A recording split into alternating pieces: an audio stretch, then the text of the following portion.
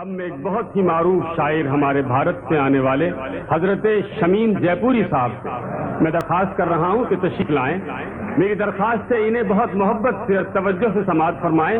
جناب شمیم جے پوری صاحب.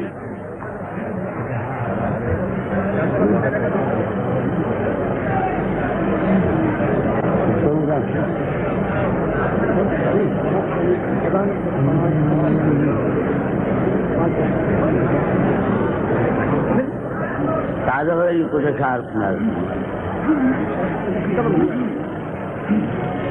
غم اٹھانے کا قرینہ آ گیا,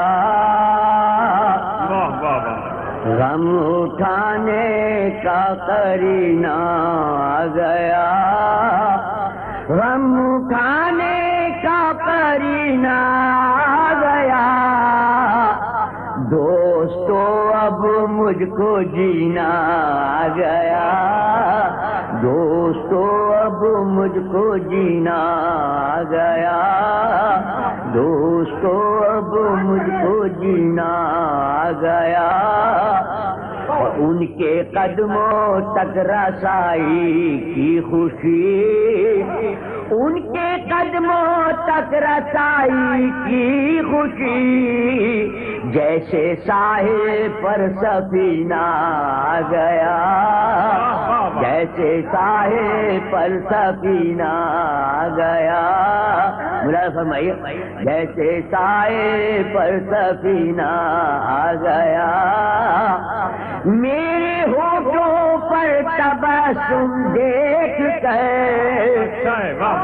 میرے ہونٹوں پر تبسم دیکھ کر خود سے تمغر کو پسینہ آ گیا, خود سے تمغر کو پسینہ آ گیا, خود سے تمغر کو پسینہ آ گیا. اور توبہ بھی کر لیں گے اے واعظ کبھی, توبہ بھی کر لیں گے واعظ پھر کبھی. اب تو ساون کا مہینہ آ گیا, توبہ بھی کر لیں گے واعظ پھر کبھی.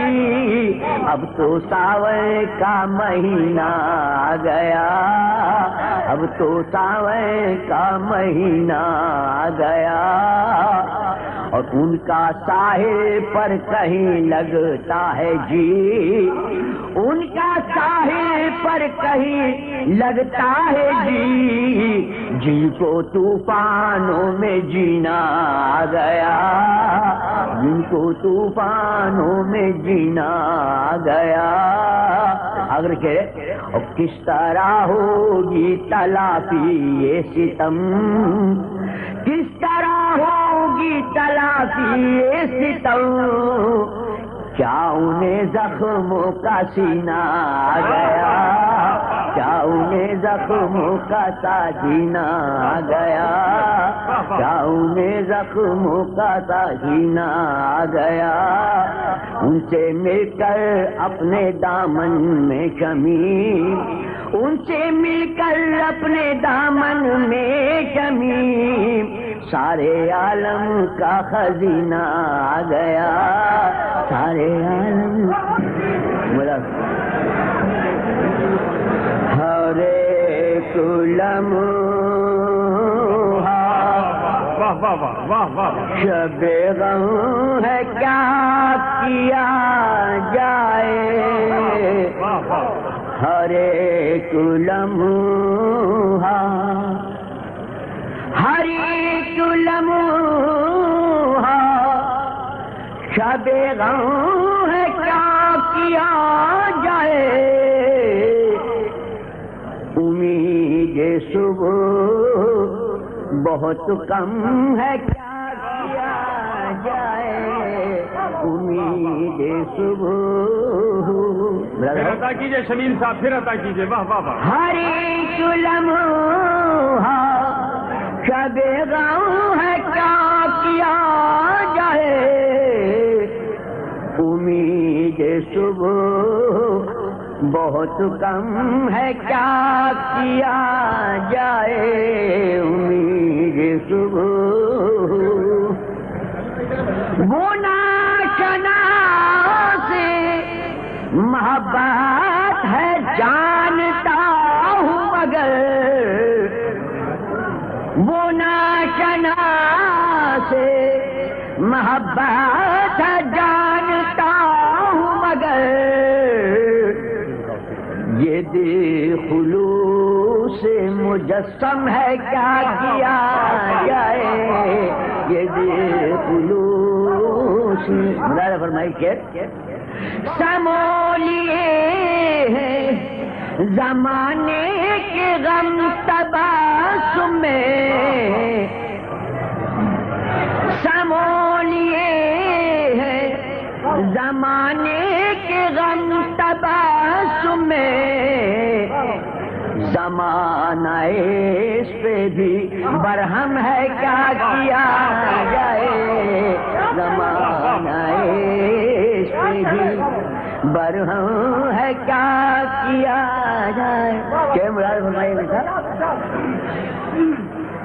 سکون دل سے مجھے دشمنی نہیں لیکن،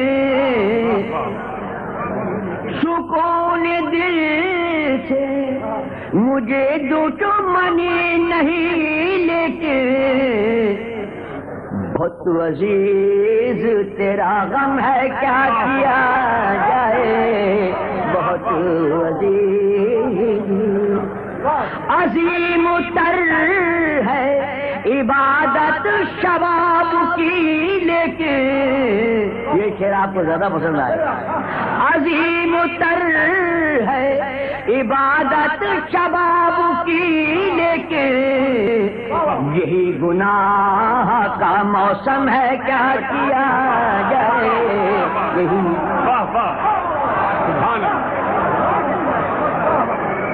جناب شمیم جیپوری صاحب اپنا کلام سنا رہے تھے۔